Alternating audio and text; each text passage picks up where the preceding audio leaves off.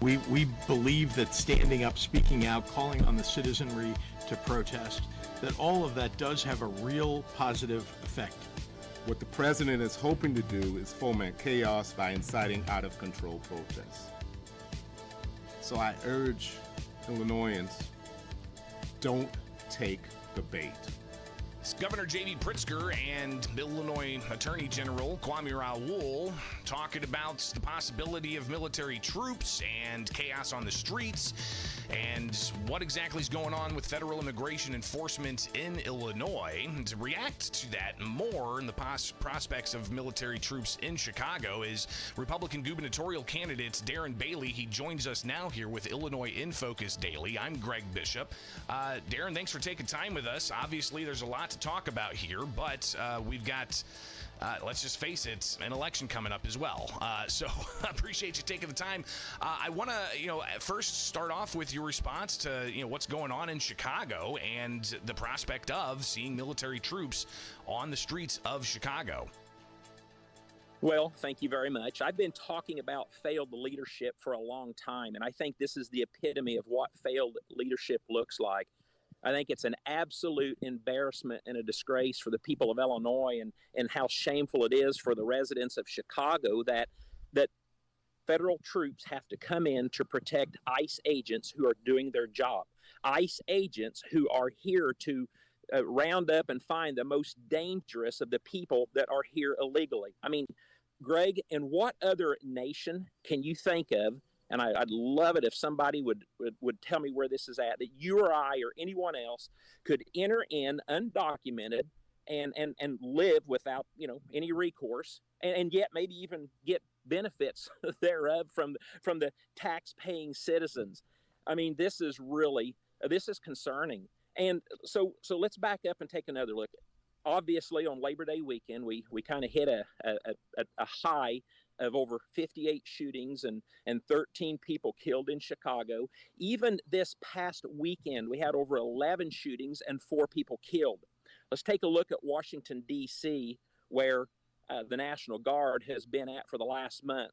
I don't know if anybody realizes this or not, but this past weekend, matter of fact, I believe the last 2 weekends, there were 0 reports of any shootings in Washington, D.C. So we've got a problem. And J.B. Pritzker, if he was cooperating with the military, if he was cooperating with ICE, if Brandon Johnson would put more police on the streets, we wouldn't be having this conversation right now.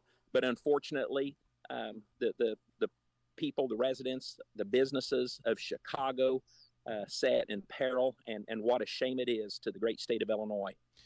Darren, you've got the governor and the attorney general saying that Trump's merely wanting to provoke people, calling it authoritarianism. Does this really just come down to something that Tom Homan said, and we talked about in the previous segment? He says, listen, it's the sanctuary cities where they're releasing individuals here illegally after holding them in jail because they're not cooperating with federal officials. Couldn't this be solved if Illinois somehow changed the Trust Act and the Way Forward Act and other sanctuary policies? That has to be a day one issue when I'm elected governor, that nonsense stops. You're exactly right. The Trust Act is a farce.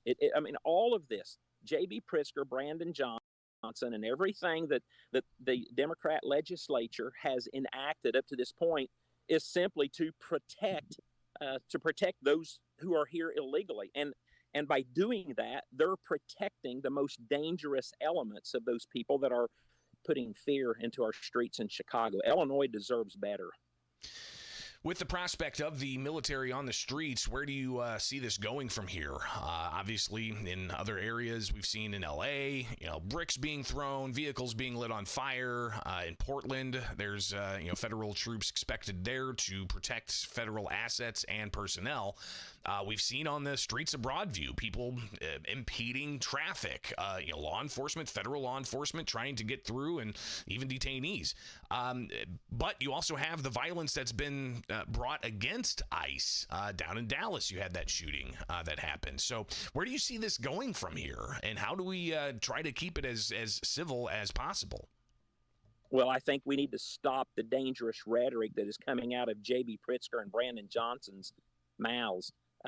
We know this man is bent on running for president in 2028, so he has a nationwide voice now, and I think all of these incidents that you mentioned are promulgated by his speech, and that needs to stop. And I think all we have to do is look back to Washington D.C. that within a week of the National Guard showing up on the streets, the mayor there, who doesn't like President Trump, was thanking President Trump for getting involved. And I think we look at places like that. D.C. is a perfect example. One of the only places so far where this plan has been enacted, with the National Guard coming in, working alongside the police just to restore law and order. And I think that in time, we'll see the exact same results in Chicago. The people, I don't even know that these people that are throwing the bricks and causing the ICE agents, we don't even know if they're actual citizens of Chicago. For all we know, they could be paid protesters brought in from the outside to disrupt. We've seen that before. So J.B. Pritzker and Brandon Johnson hold complete responsibility for this. In my opinion, they hold complete responsibility for every shooting and every death that's taking place this year. And what a shame that how he refuses to work with President Trump, who I believe has made it perfectly clear that all he desires is to protect the people of Chicago. And after all, that is government's number one role, to protect the people. We're talking with Darren Bailey, a Republican candidate for governor. We'll talk some politics here in just a moment, but just on the issues, the public safety component here. You've got Pritzker saying he wants more funding for violence interruption. You've seen the budgets, Darren. You've voted against them as a state rep, as a state senator. You blasted Pritzker spending in 2022 when you ran against him for governor. What's the best approach here to interrupt violence? Is it to give it to nonprofit organizations who hand it over to former felons, and then we get stories like we've seen over the past few weeks of so-called peacekeepers being charged with crimes? It's to simply overturn the Safety Act and let law enforcement do their job. I mean, let's think back to when all this started, and I think we have to look at that one act and realize that that's where a lot of this began. Police officers have retired. They've left. Police forces have been diminished. Cook County in Chicago is a perfect example. We need police, men and women on the streets, being able to do their job. As for the funding, just think about every problem that comes up, mental health.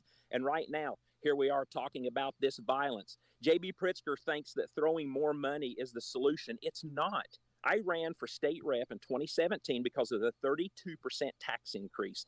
The Illinois budget in 2017 was $32 billion, and after the new budget was passed, it was inflated to $34 billion. Today, 8 years later, that budget sits at $56 billion. And what are we getting for that additional 20 plus billion, compounded almost $80 billion over the last 8 years? What have we gotten for that? We've gotten more mess air. We've gotten higher property taxes. The people in Illinois can't afford to live here. Businesses can't afford to do business here, and they're leaving. So we've got work to do, but it all resides into our budget and the spending and the failure of.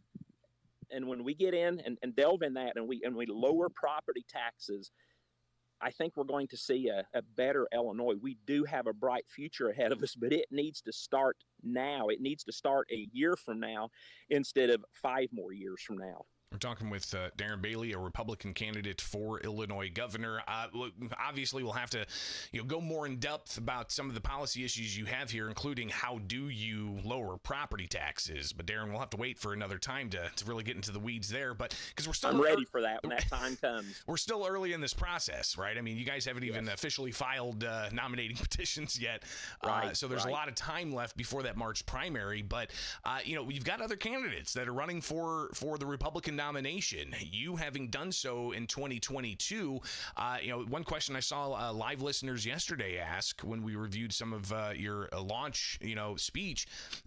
What did you learn from 2022 that you're going to use in 2026 against J.B. Pritzker, were you to get the nomination? Voter turnout. At 6:58 p.m. on November 8th, 2022, when AP News called the race, we were shocked. And as we got a hold of AP News and said, okay, what's going on? Because we think you're wrong. They knew that there was going to be about a 40% voter turnout.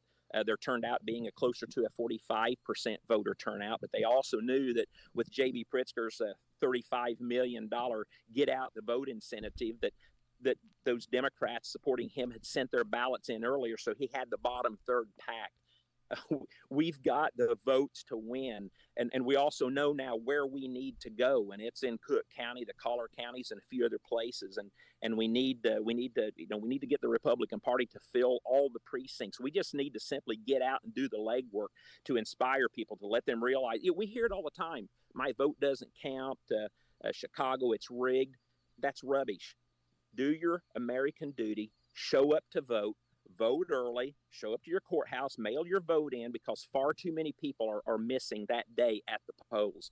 So we know that we're going to hit the ground running with that come election time, and we know where we need to be focusing our time at, where there is terribly low voter turnout. People, things look completely different than they did 4 years ago. The tax burden has increased immensely. We're still talking safety. Our schools are failing. People know what the problems are, and they are more of a burden today than they were 4 years ago. So it's obvious in front of us. We just got to get people to show up and vote, and I believe we will. Campaign finance also obviously is going to be an issue with Pritzker. I think nearly $350 million he's spent on his own campaign since 2018. This week, we also learned Richard Uihlein giving to Ted Dabrowski. He gave you $12 million in 2022. How are you going to fund your campaign, not just through the primary, but also heading into a potential general election? We're talking to donors every day. Donors see the possibilities. They're excited. But more so, Illinois is now on the national stage. 4 years ago, it was difficult because people just passed over California, Illinois, and New Jersey. But with J.B. Pritzker and his presidential ambitions, we've got a lot more people that we're talking to and working with. So just stay tuned on that, and you'll see that coming up in the near future. Darren Bailey with us. Finally here, I just, get reaction from people for a month and a half or so on this. Governor J.B. Pritzker was down in Southern Illinois weeks ago, and just unrelated events. He's, talking about, Southern Illinois and the Coin County Fair and so. Somebody asked him about the movement to split the state into two, and the governor, he said, if people don't want to stick around to make the state better, then get up and move. What's your reaction to the governor encouraging people to move, especially given the past, 10 of the past 11 years, Illinois' lost population? Well, that's the absolute arrogance and pride of a billionaire governor who has absolutely nothing in common with 99.5% of the people paying taxes and working in the state of Illinois. This man has no idea what the life in Southern Illinois looks like. He has no idea of the problems that the residents of Harvey, Illinois are going through. So he's used his money to prop him up with power.